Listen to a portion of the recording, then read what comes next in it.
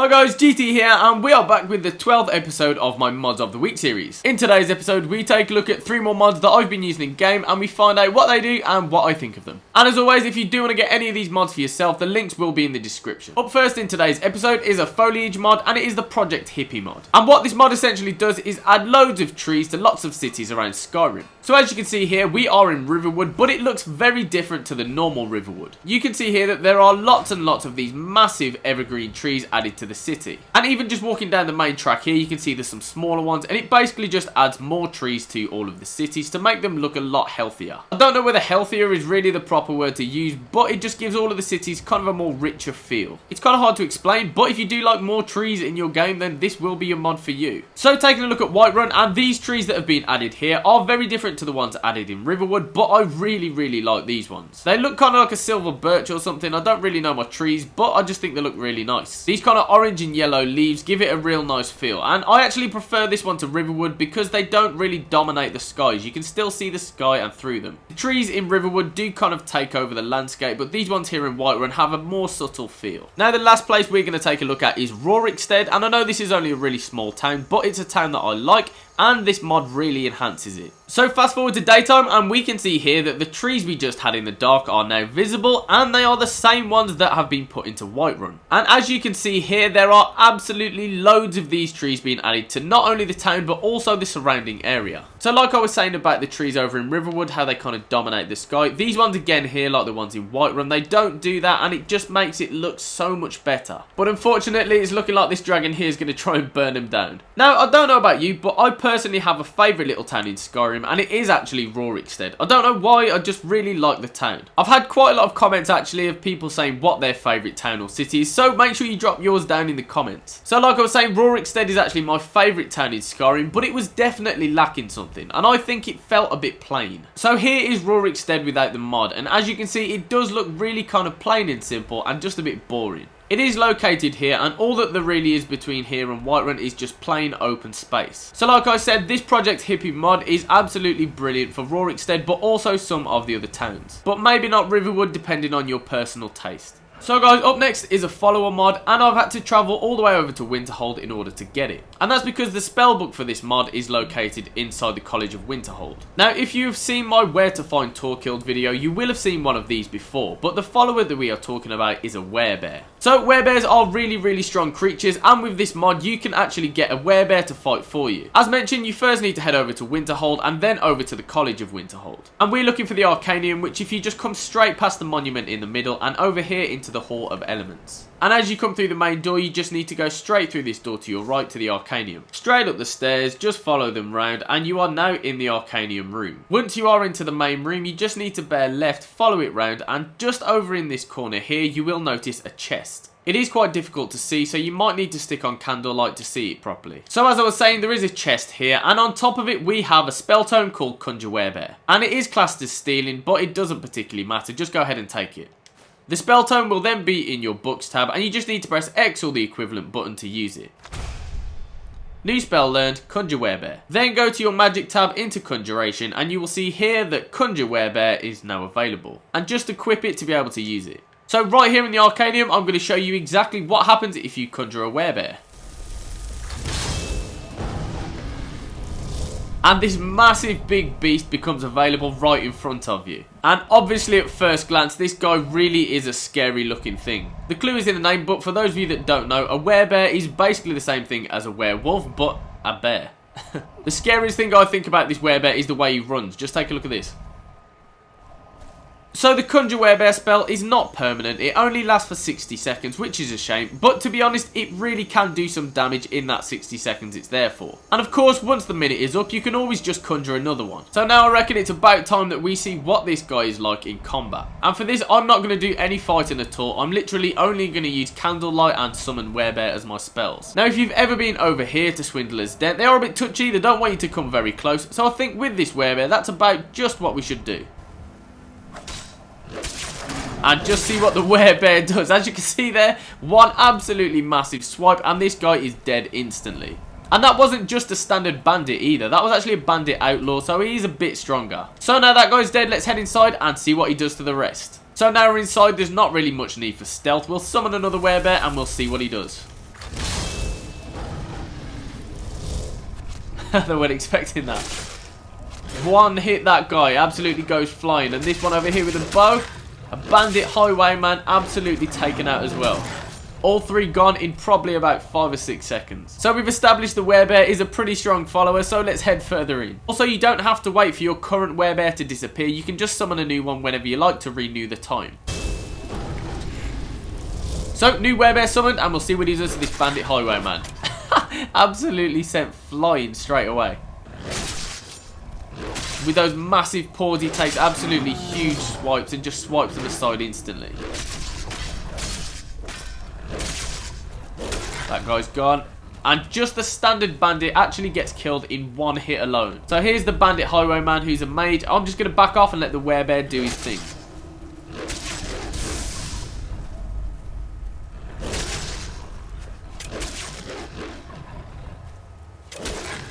So guys, as we just saw, the Werebear is a really strong follower, and also he can't die. He doesn't actually seem to have a health bar, so he just basically stays alive for the 60 seconds. That's not always the case for everything that you conjure, so that's definitely a bonus for the Werebear. And as you can probably tell, I definitely recommend the Werebear spell, and I would really suggest you get it, even if it's just for when you need to use it against really difficult opponents. So guys, the final mod in today's episode is a really good one, and it's actually one of my favourite housing mods in the entire game. And it is the Whitewind Player Home mod, or better known as Whitewind Cabin, which can be found here, which is right by the Snowvale Sanctum. But if you've never been there before, just walk north from Windhelm and it's only here, it's not far. Now, the first thing I will say about this mod is the attention to detail in it is absolutely amazing, so whoever made it, really well done to them. As you actually first approach the place, you can see here that we've got a little horse stable in case you want to stick your horse somewhere. And like I was saying about attention to detail, here we have a target practice board with actually some arrows underneath that have been shot at it. And this really high attention to detail carries on throughout the entire place. Now, just before we go inside, we're going to take a look at the things we can see outside of the property. So just heading round to the right here, there are some steps, and we've got a kind of little back decking area. And on this part, we have a smelter in which we can make our armor and weapons. And over here on the table, like I was saying about detail, it's not just a chest, it's a snow-covered chest, because obviously it would be because we're in snowy conditions. In here, as standard, there are 50 steel arrows, but this is a really handy place to store some of your smelting equipment. There's also a pickaxe over here, along with some other useful things dotted around over here. On the bottom shelf here, there is a broken axe. So I just think this is a really cool feature, considering that we are by a blacksmith area. You can't actually do anything with it, but it's just a really nice idea. And the last thing in this area is this little storage cabinet here. Again, we've got a snow-covered chest, along with a tool chest down here to your left, in which you can store your tools in. Having used this house over the last week, I haven't actually really used this room, but again, it's just a really nice touch. So we're now going to head round to the other outside decking area of this building and find out what's there. Just as we do, there is a greenhouse here, which we're going to take a look at in a minute. So to get to the second decking area, you have to head past the front door to the left, but just before we do, on your way here on the table, we have a really cool weapon called the Whitewind Bow. And just below it, there are a few pelts, but here we're really interested in the bow. As you can see, the value of this bow is really good, so if you didn't want to use it, you could simply sell it. Just past the bow is a tanning rack, and just round here is a secondary which has a blacksmith forge, along with everything you need like a grindstone and a workbench, and also a chest here to store stuff if you need to. Also, over here on the workbench, like I mentioned round the corner with the axe, there is a broken sword here, and you can actually take both pieces of this if you wanted to. So just before we go and look at the actual main house, which is amazing by the way, we're just going to take a quick look at the greenhouse. So greenhouses are normally made of glass, but for some reason this one is kind of like an underground wooden greenhouse, but we'll go with it. And as you take a look inside, there is quite a lot of stuff dotted around here for you. Right in front of you, there are the planters over here, in which you can plant all kinds of vegetables and plants and stuff like that. There's another one here around the corner which counts 4 main planters, but there's also 4 of these kind of pot things here as well. In this section of the room, there is a lot of stuff, so I'm going to quickly whiz through it. There's honeycomb, sacks of flour, honey, honeycomb mead, along with the little statue of a bee, some gardening gear here, another pickaxe, and also a massive wine rack. Over here, there is loads and loads of ingredients and stuff you can use to make things. Over here, we have some beehives, and if you take a look inside, interestingly, we have some frozen bees, and that's probably because we're out here in the snow and it is freezing cold. Over in this section of the greenhouse, we have the kind of bakery section where there are loads and loads of baked goods, as you can see here, including our favourite sweet rolls. And if you want to do any cooking, you can use the oven for yourself. So the greenhouse is really good, but we're finally going to go and take a look at the main building. So as you can see from the outside, Whitewind Cabin does look pretty small, but as you will see when we go inside, it is deceptively big. So as mentioned, as you arrive through the door, at first glance, this room is pretty small. You've got your little desk area over here with basically loads of beer, a branded Firebrand wine crate along with the branded bottles over here. Over here we have a farewell letter on the side, which is a really interesting read. I really suggest you read it as it might open up more adventures for you as well. So there are a couple of bookcases over here, a little seating area over here, but also over here we have a glass display case. And if you take a look inside here, there's lots of nice loot for you. First of all, right in the middle we have an elegant amulet, which doesn't appear to do anything at all, but it is worth more than 2,500 coins. And along with that we have some gold diamond necklaces, some gold jeweled necklaces, and some diamond rings. So even if you didn't actually want to use this housing mod for yourself, you can simply loot it and be on your way.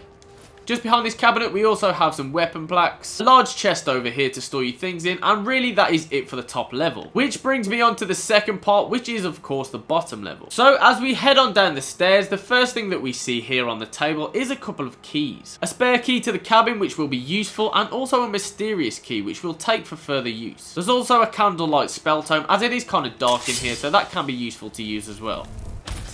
So this is kind of like the living room area. We've got a nice big fire over here, along with an arcane enchanter, an alchemy lab over here, and also a nice big bookcase. But this bookcase is not any normal bookcase. You can actually store massive collections of things in here. Let's say, for example, you had in total 1,000 books, which would be way more than you can actually carry. You can go ahead and store every single one of these here in your book collection. This is obviously very useful because if, like me, you like to keep lots of books from the quests you've been on, you can keep every single one of them in one place rather than having to spread them out between two houses. Exactly the same for the spell tomes and also your scroll collection. And this theme continues over here with the potion bottles. You can put all of your potions here in one place. So that's about it for the downstairs bit. We're now going to head over to the sleeping quarters. So as you first come in, you notice a big bed over here along with a few things dotted around. Nothing too fancy, but basically everything that you need. There's really not too much that is very interesting about this room. There's a few lock boxes, but the main thing of this room is the staff collection. If you've got loads of staffs that take up a lot of your inventory space, as they do seem to weigh a lot, you can stick them all in this box. There's also some bookcases over here, a glass bookcase there, a wardrobe over here, and then there is one here.